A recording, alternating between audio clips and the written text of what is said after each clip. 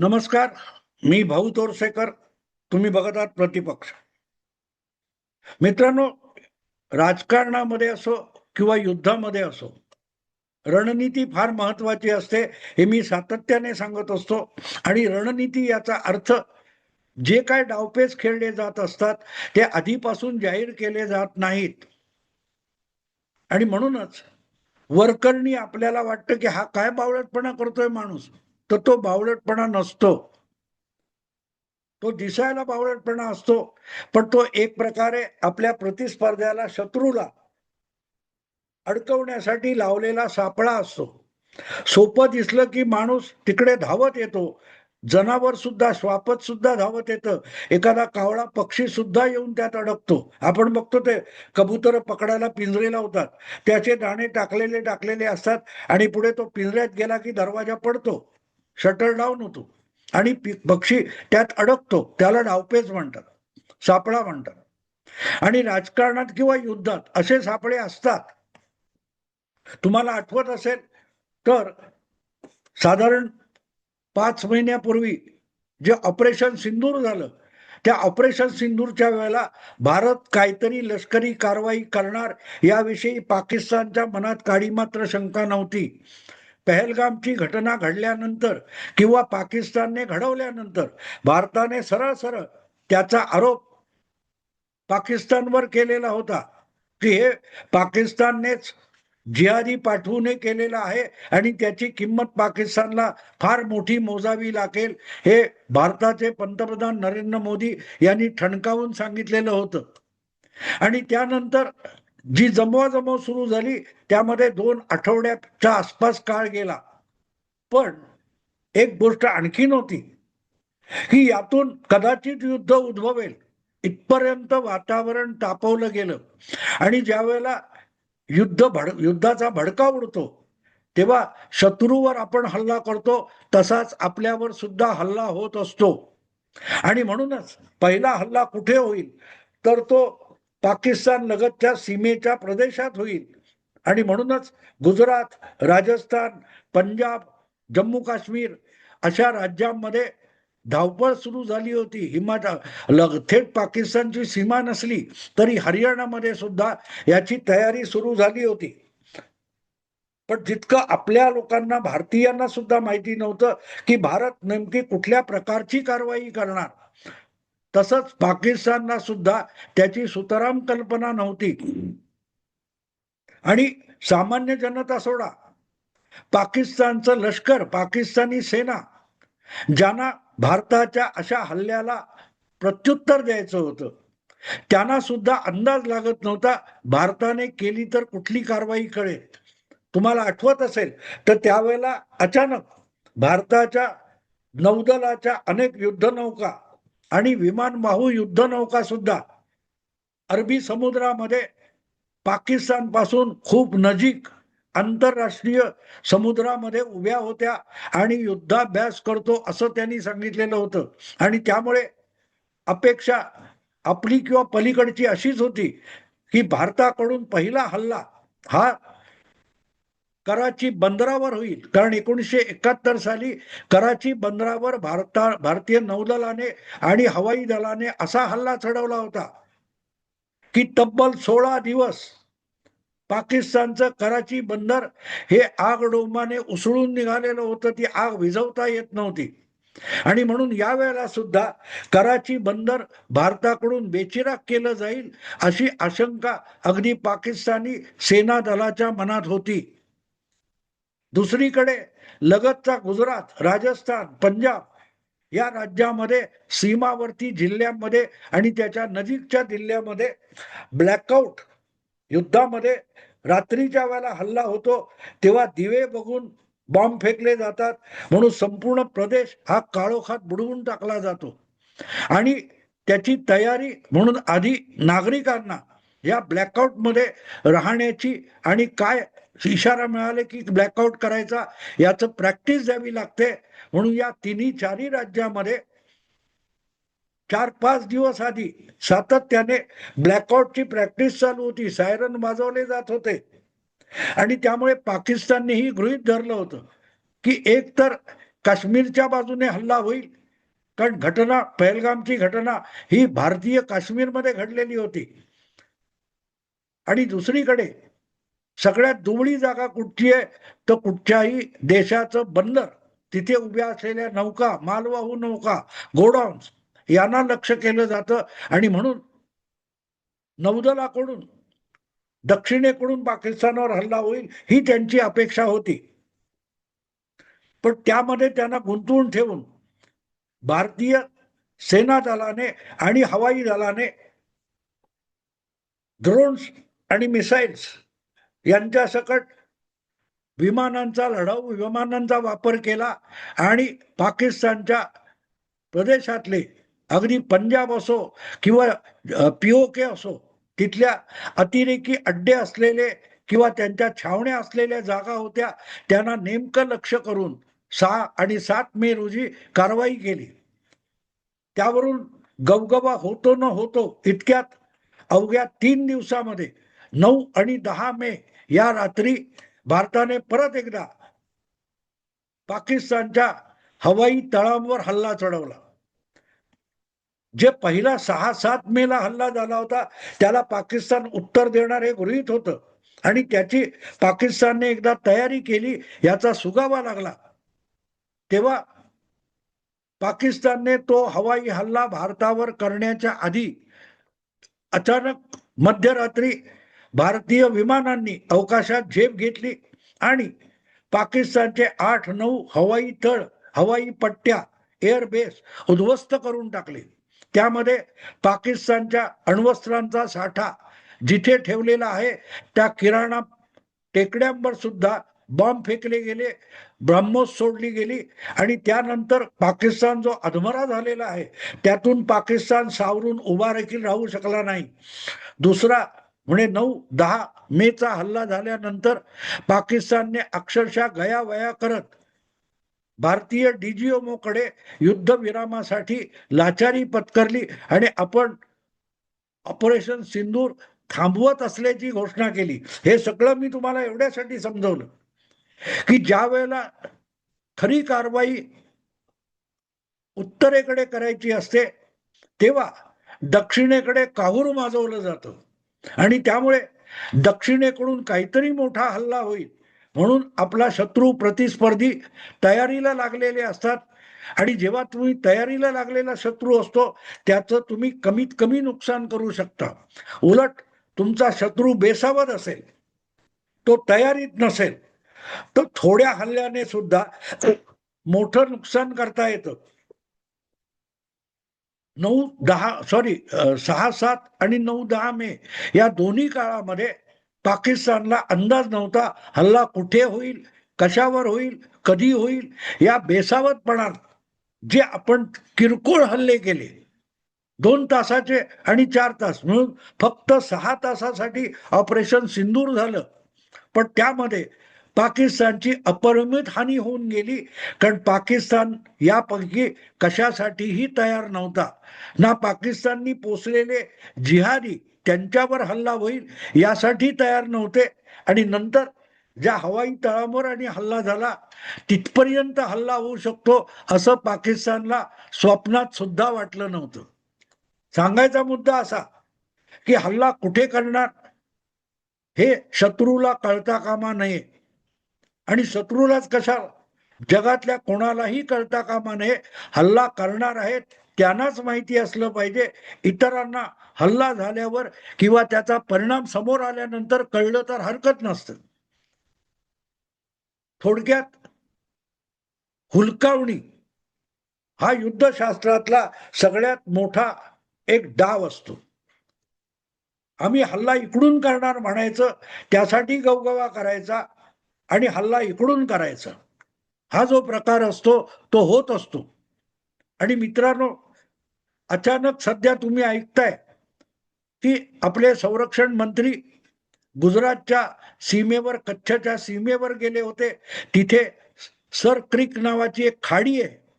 त्या खाडीच्या प्रदेशावरून भारत पाकिस्तान यांचं 80 वर्ष भांडण चालू आहे.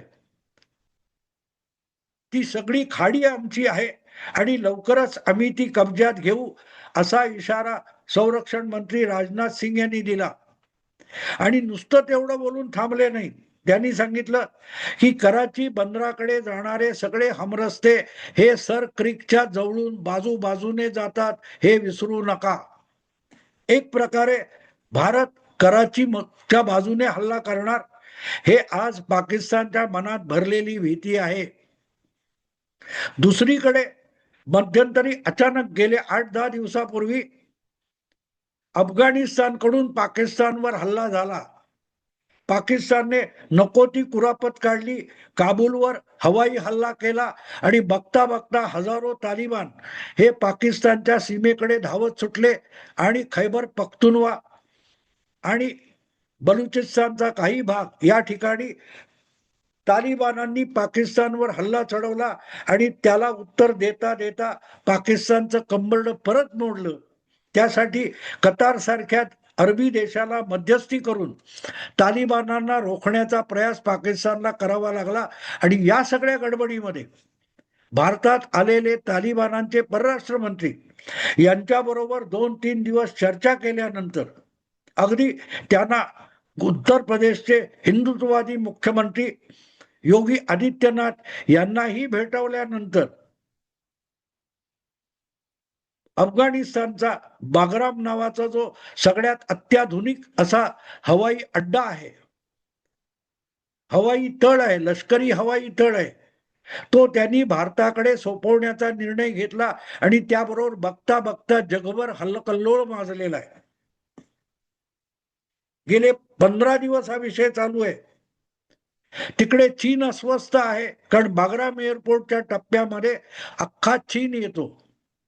पाकिस्तान तर येतोच येतो, पण बगराम सारखा अत्याधुनिक हवाई तळ हा जर भारताच्या ताब्यात आला तर मध्य पूर्वेपासून सगळ्या भोवतालच्या प्रदेशावर, तिकडे रशियापर्यंत, इकडे चीन, तिकडे अरबस्तान, तिकडे काहीसा दक्षिण भागातला युरोप, तुर्की, आफ्रिका, हे सगळे देश भारताच्या लष्करी टप्प्यामध्ये येतात. हे बघून अमेरिका आणि अमेरिकेचे अध्यक्ष डोनाल्ड ट्रम्प विचलित झालेले आहेत. आणि मग भारताने बागरामवर जाऊ नये, भारताने रशियाकडून पेट्रोल घेऊ नये, ह्या सगळ्या धमक्या चालू आहेत. पण या सगळ्या गडबडीमध्ये सगळं लक्ष हे पाकिस्तानच्या बाजूला भारताची जी सरहद्द आहे किंवा त्याच्या पलीकडे असलेला अफगाणिस्तान आहे किंवा अरबी समुद्रात पाकिस्तानचं बंदर कराची आहे, याकडे सगळ्या जगाचं लक्ष लागलं होतं. आणि लक्षात ठेवा, अशी परिस्थिती निर्माण होते तेव्हा त्यात गुंतलेले किंवा त्याच्या आसपासचे देश नाही, तर जे जे जगातले सामर्थ्यशाली देश असतात आणि आंतरराष्ट्रीय राजकारणात लुडबुडत असतात, अशा सगळ्या देशांच्या गुप्तचर संस्था, त्यांचे हे आपोआपच त्या विषयाकडे नाक खुपसून लक्ष घालायला लागतात. आणि म्हणूनच गेल्या 15 दिवसामध्ये किंवा 3 आठवड्यामध्ये जगभरच्या सगळ्या महत्वाच्या हेर संस्थांचं लक्ष हे बागराम, पाकिस्तान, कराची, तालिबान, पाकिस्तान, खैबर पख्तूनवा इकडे लागलेलं होतं. खैबर पख्तूनवा थोडासा थंडावतोय, तेवढ्यात बलुचिस्तानने परत उचल खाल्ली आणि चहूकडून पाकिस्तानी सेना अक्षरशः बेजार आणि अर्धमेली झालेली आहे. आणि त्यामुळे स्वतः पुढाकार घेऊन डोनाल्ड ट्रम्प आणि अमेरिकन गुप्तचर संस्थेला सुद्धा या प्रकरणी हालचाली कराव्या लागतायत, हातपाय हलवावे लागतायत. पण प्रश्न असा येतो की हे सगळं आपोआप घडतंय, क्रमाक्रमाने घडतंय, की कोणी घडवून आणतोय? आणि जे घडवून आणलं जातंय त्यातून फार कुठे मोठी उलथापालथ झाली असं दिसत नाहीये. मग हे सगळं कोणी घडवत असेल तर घडवण्याचा हेतू काय, असाही प्रश्न पडतो.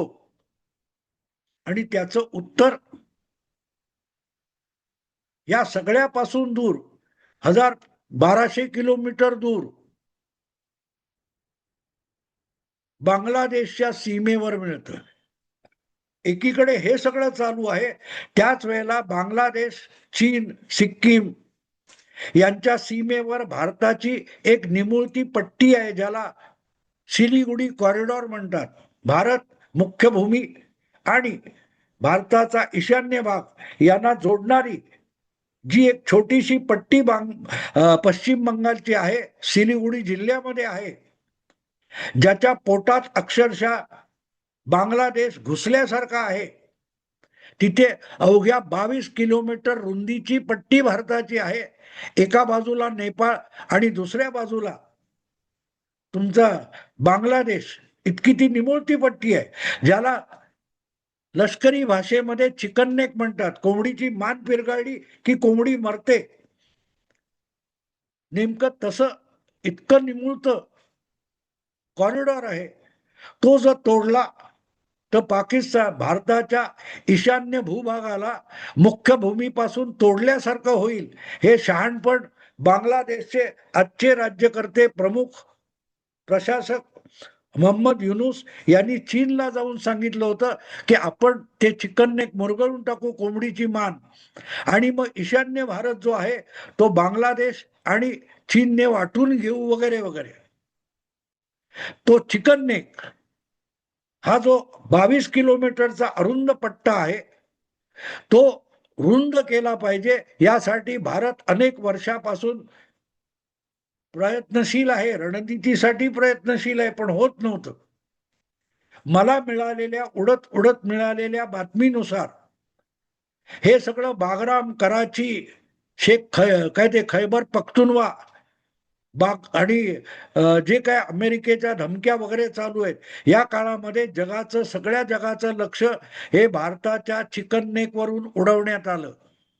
आणि त्या सगळ्या जगाचं तिकडे लक्ष असताना किंवा लक्ष भरकटलेलं असताना भारताने गुपचूप कारवाई करून सिलिगुडी कॉरिडॉर म्हणजे चिकन नेक हा रुंद करून घेतलाय, अशी माझी खबर आहे. मला मिळालेली उडत उडत मिळालेली बातमी अशी आहे की एक निमुळता पट्टा रंगपूर किंवा असा जो जिल्हा आहे त्यातलं एक तालुका वगैरे जो भाग आहे, जो भारताच्या पोटात आल्यासारखा आहे, तो भारताने प्रॅक्टिकली कब्जात घेतलाय. आणि कितीसा कब्जात घेतलाय हे अजूनही बांगलादेशच्या लष्कराला सुद्धा लक्षात आलेलं नाही. हात्यातली हत्यारं टाकून 25 ते 40 चौक्यांवरून बांगलादेशचे सैनिक पळाले आणि तो भाग आपण बघता बघता गोळ्या न झाडता ताब्यात घेतला, अशी माहिती आहे. खरी खोटी मलाही माहित नाही, पण माझ्याकडे आलेली उडत उडत बातमी आहे, मी त्याविषयी माहिती गोळा करतोय.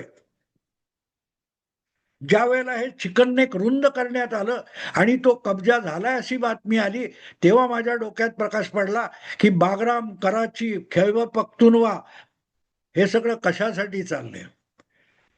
कारण अमेरिका असो, चीन असो, सगळ्यांचं चिकन नेकवर लक्ष होतं. त्यांचं लक्ष तिथून उडवायचं आणि प्रत्यक्षात जी कोंबडीची मान आहे, गर्दन आहे, ती गेंड्याची मान म्हणावी इतकी रुंद करून घ्यायची, अशी कारवाई करायची. तर त्यावर जगाचं जे लक्ष आहे ते उडवलं पाहिजे. आणि ते उडवण्याची प्रक्रिया ही साध्य करायची तर बागराम, कराची यासारखा गदारोळ होणं अगत्याचं होतं. बघू आपल्याला कधी कळतं आता यातली डिटेल. आणि अशा बातम्या उडत उडत आल्या असल्या, त्या खऱ्या वाटत नसल्या आणि खऱ्या असल्या तरी त्याचा सगळा तपशील बाहेर यायला पुढचे 2-3 महिने लागतात. राहुल गांधींनी पहिल्या फटक्यात विचारलं होतं, भारत के कितने राफेल गिरे, तर भारताचे किती राफेल पडले याचा खुलासा पाकिस्तानला द्यावा लागला.